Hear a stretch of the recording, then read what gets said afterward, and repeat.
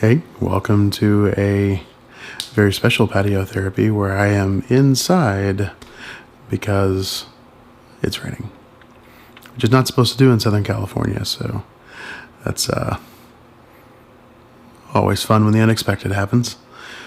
Working on a game for the Apple TV. You wouldn't really think it would be so difficult to create a game that the only control interface it has is this little super cool remote, but there's only so much you can do with the multi-touch and the one click, so it's becoming quite difficult to really achieve anything interesting. So I'm probably gonna just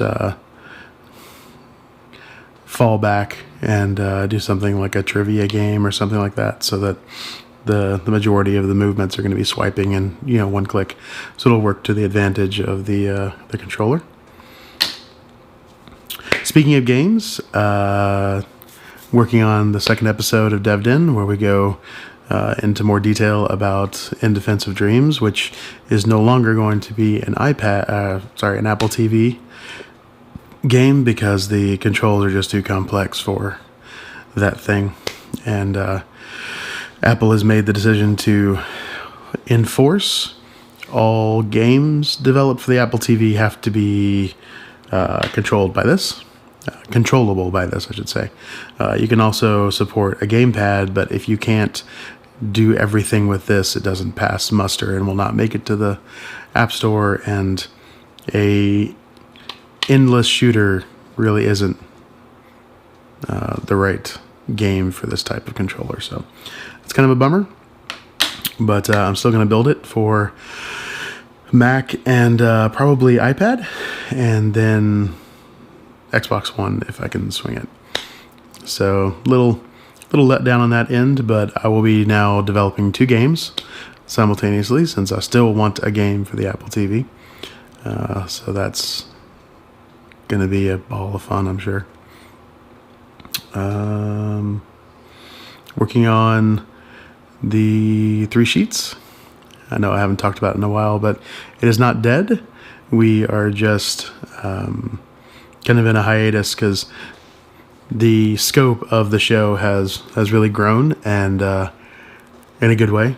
And we're going to be working with a lot more people and have an actual crew and make it a proper TV show kind of setting, as opposed to just kind of a run and gun, me working in the camera and then trying to also be in front of it. So it's exciting, but it just means things are a lot slower.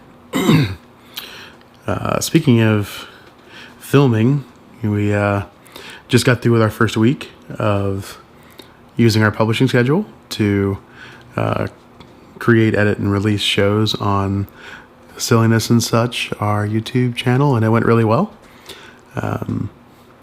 I really like having a set schedule so you can anticipate when things are happening, and it's good for people who are watching if they know that on Mondays this show comes out, on Tuesdays this show comes out, on Wednesday, etc.